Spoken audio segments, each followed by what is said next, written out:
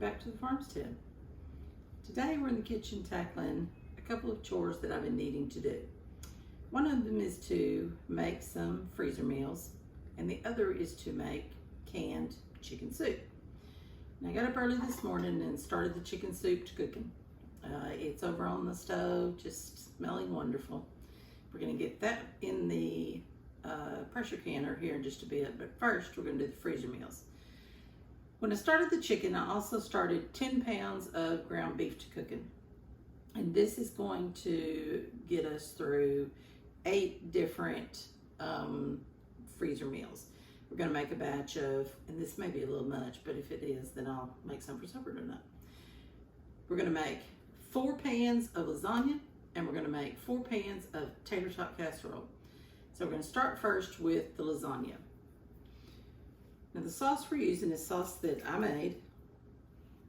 And 2 things about this sauce after we get it all made up.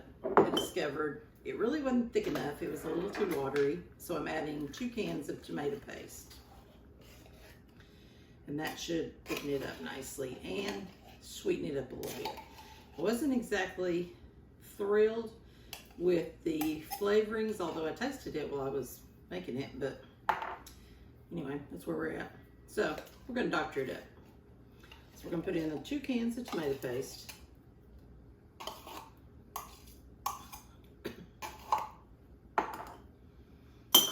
And then I have some Italian seasoning. And we're going to mix all that together. And I'm gonna put about 2 teaspoons. Let's get all this mixed up. And then we'll give it a taste. Oh yeah, that's much thicker. Much better. All right, see how it should taste.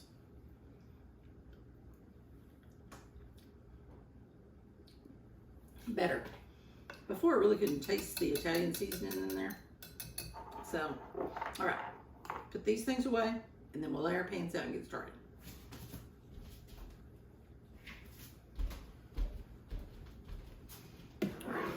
Sauce with mozzarella cheese, and we have ground beef that's being cooked up, and this was cooked up just with salt, pepper, garlic powder, and onion powder. So I have my lids here. Go ahead and get those ready. Now I have made stickers for mine. You don't have to be fancy like stickers. You can write on the lid what it is and put the date that you made it. I usually just put the month and the year on mine. And this helps when I'm going to rotate things in the freezer, when I'm doing things in the pantry, when I made it and what needs to be used first.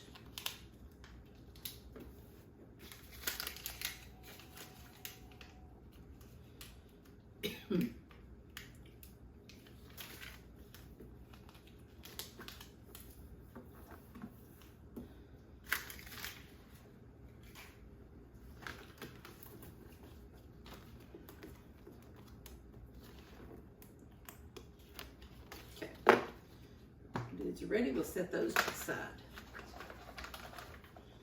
Now I have these little pans, I think they're 6 by 9. I used to buy these at the Dollar Tree, but then I found them in bulk on Amazon, and so that's usually where I get them.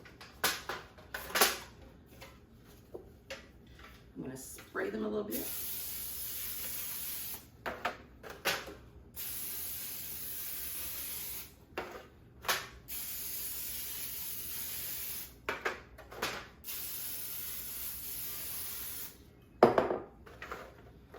I'm going to be using these oven-ready lasagna noodles.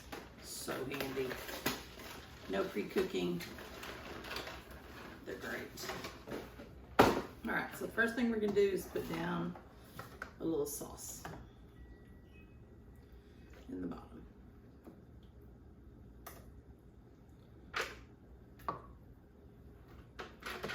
Just enough that I can lay the noodles on there and won't stick.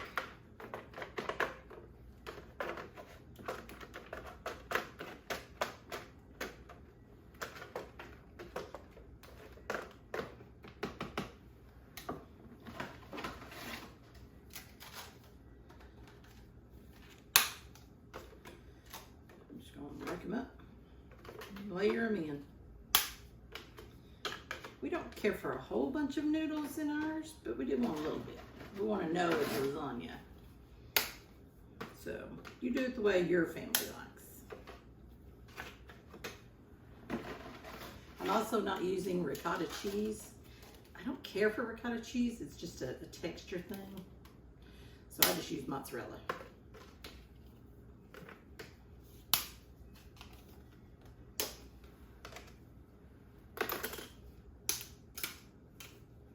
That one does not want to break properly. But it's going to be all covered up, so... And it still tastes the same.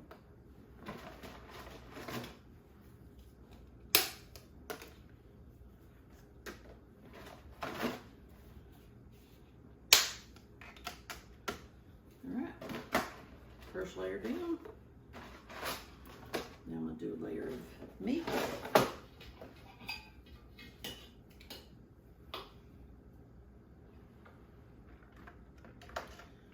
And if you don't want to use meat, you could do this with a layer of veggies. A layer of eggplant or a layer of zucchini cut into strips would be good.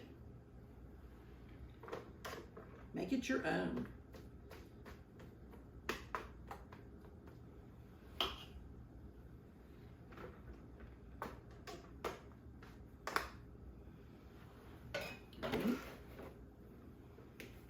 Cheese.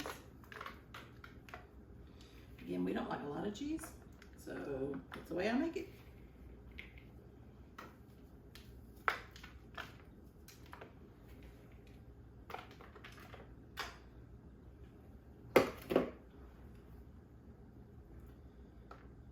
Sauce.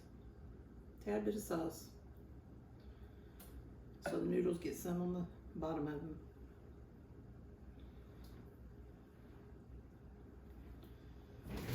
Spatula. There. Spread that down a little bit.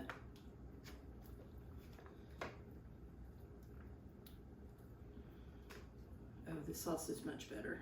Much better since I added that tomato paste to it, thickened it up. It was just a watery batch. Sometimes it be that way. All right. Noodles.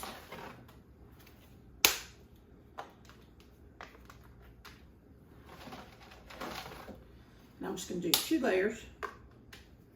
It's time to get it all packed in there and some cheese on top. That is just about right.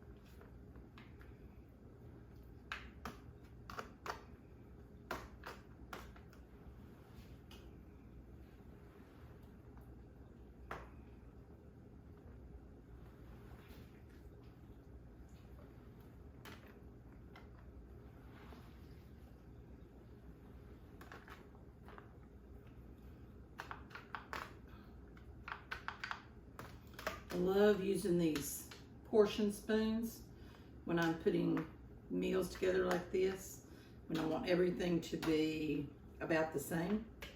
It's a perfect way to get it that way.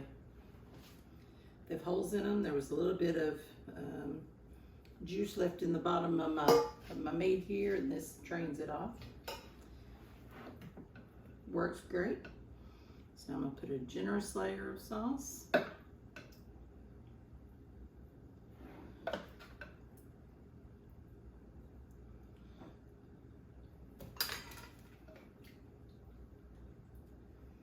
This will soak down through there when you cook it. It'll be spectacular.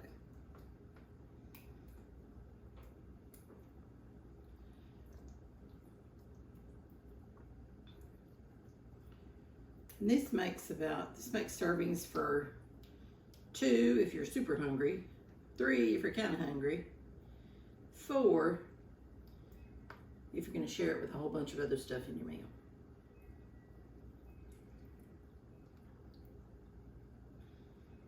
do have some little smaller pans like this where you can make individual portions if I wanted to. All right. There's that. Cover it in a good layer of cheese.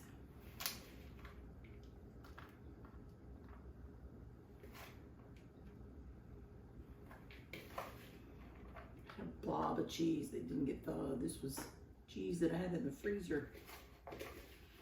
So we'll use that on something else later today. All right, let's get this out of the way. Take my lids, lid on.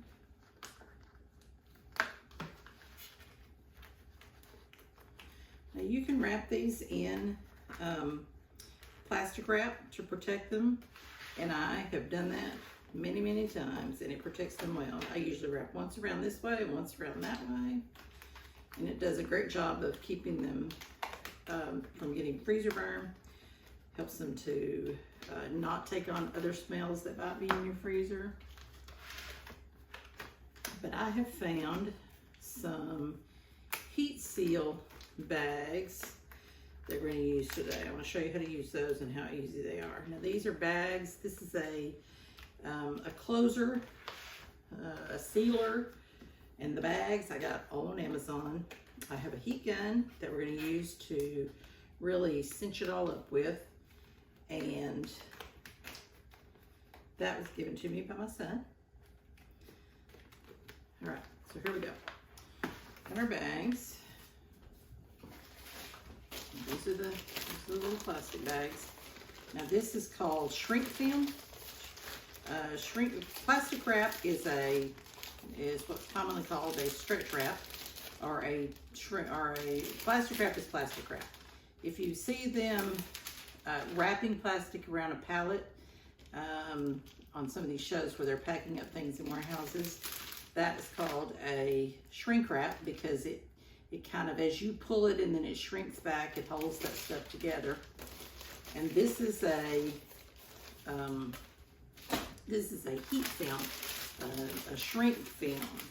Instead of a stretch film where it stretches, this will shrink when it is exposed to heat.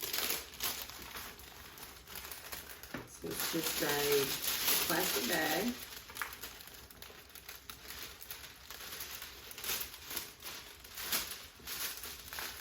Okay. So there's one. Move that out of the way. That's what it looks like. That's all there is to it. Get it plugged in. Very simple to use.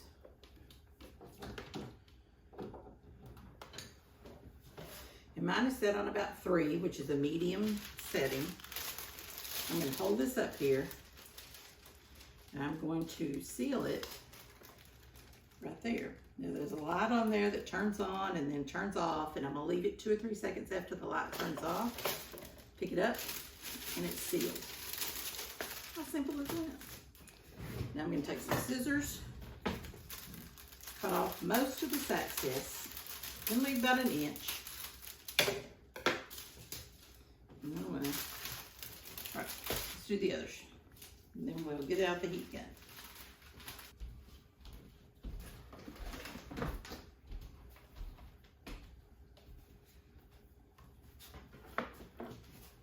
This is just a plain old heat gun the guys use out in the shop. It's got a nice long cord. On the button, it's got a high and a low, and I'm going to use the low. All you do, turn on, it's warm, and the film will shrink up around it.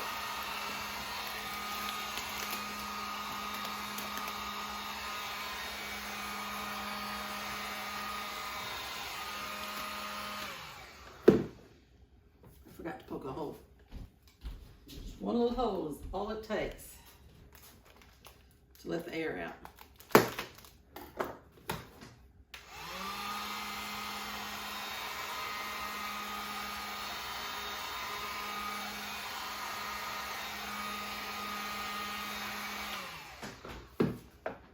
there you go. All sealed up, nice and professional looking. How about that? Okay, let's get the others.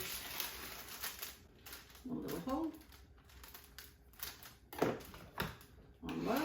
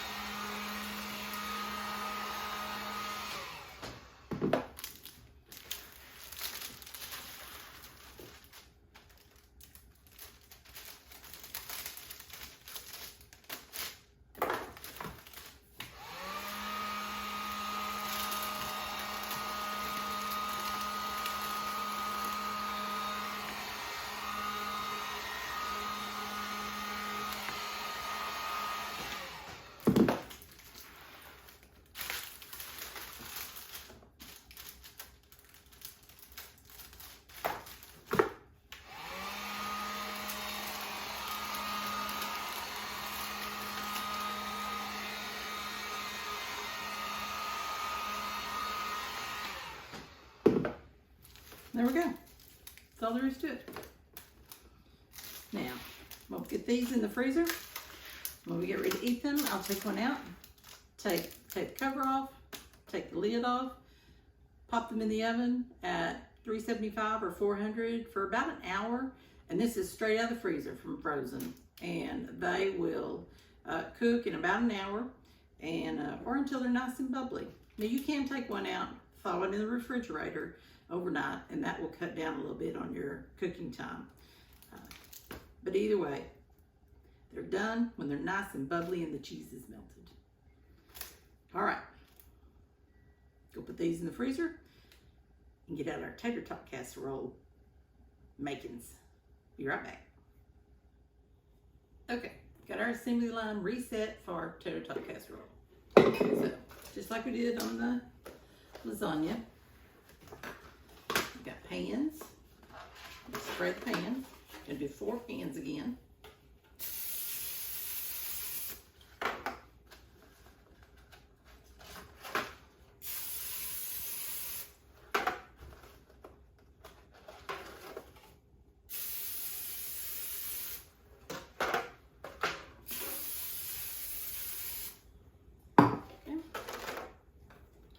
Lids, labels,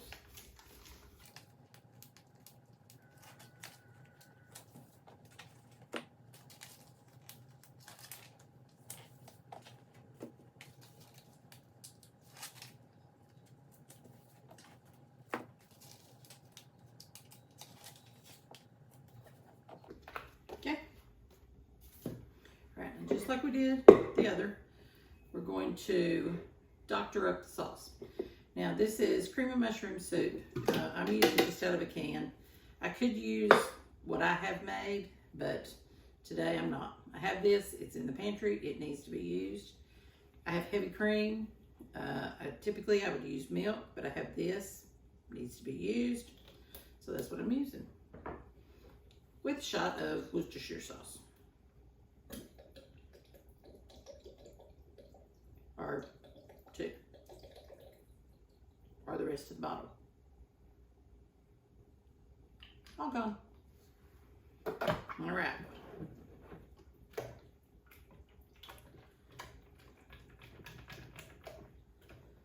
There's our sauce, pretty thick. Add a little cream.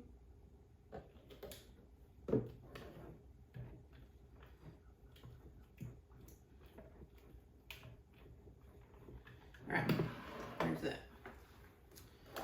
Now,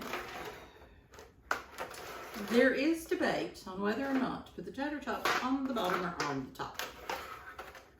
We prefer them on the bottom. But if you like them on the top, you do you.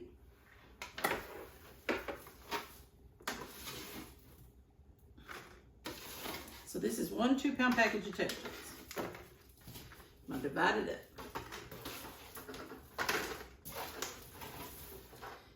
I baked them in the oven until they're crispy.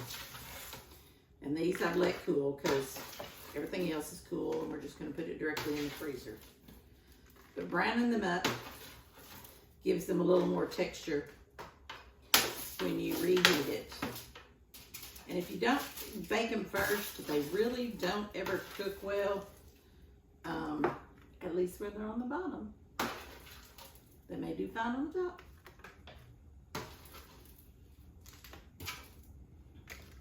We do ours on the bottom, so I cook them first.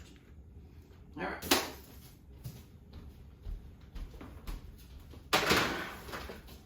Gotta grab cheese.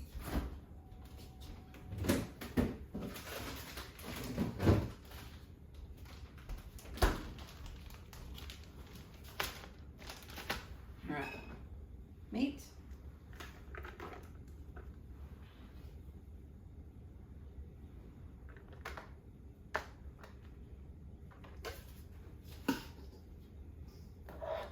In my way.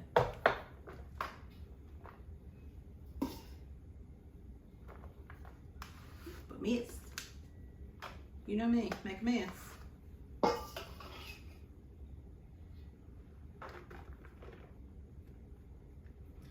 I'm not cooking if I'm not making a mess.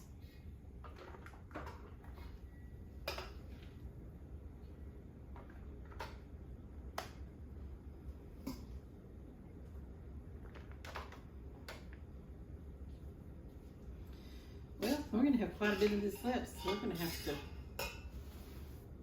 we'll worry about that later. I've got 3 cans of green beans. I'm going to divide them between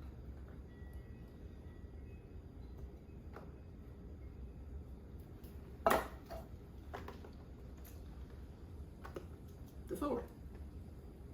I'm going to divide 3 cans between the 4. It's funny math, and it's just how I roll. Probably couldn't have gone away with just 2. All right, there we go. Now, I'm going to mash it down in there. And then I'm going to pour sauce. And this sauce is thick now, but it will cook down.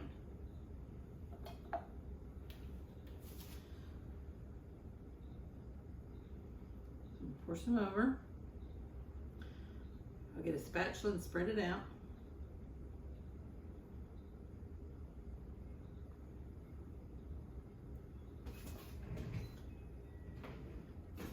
It's going to be really full.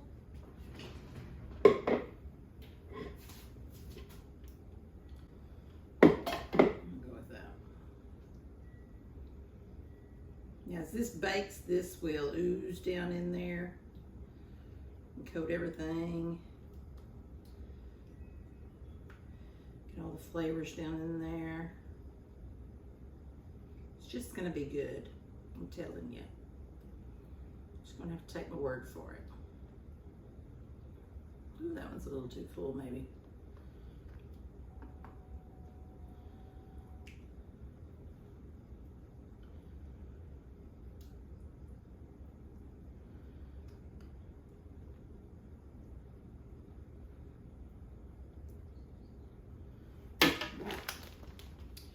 Cheese, and you can use whatever cheese you like. If you like a mild cheddar, you like a sharp cheddar. This is actually a 4 cheese Mexican blend that I use on a lot of stuff. We really like it. So we'll put a good amount.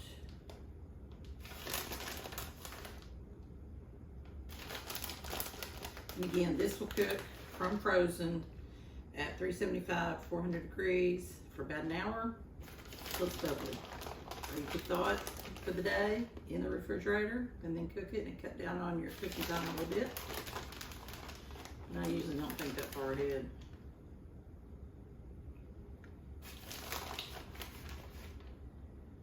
Okay, let's move all this out of the way. Let's set up our sealing mechanism.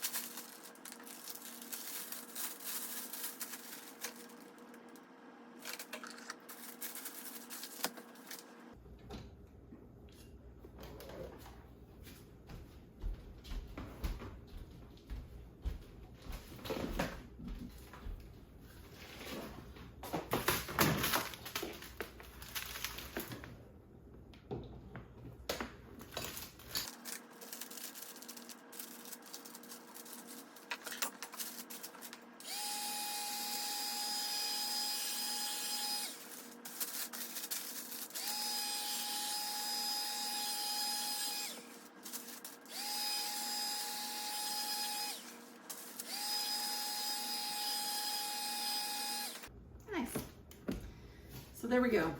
8 freezer meals ready in a jiffy.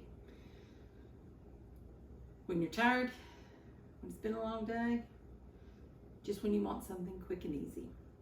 So, give them a try sometime. You'll be really glad you did. So, still got the chicken soup cooking on the stove that we started earlier today. Gonna let it cook for another hour or so I can get all those flavors and all the goodness out of that chicken, and then we're gonna pressure can that. But we'll save that for the next video. Thanks for watching. I hope you have a great day. We'll see you next time.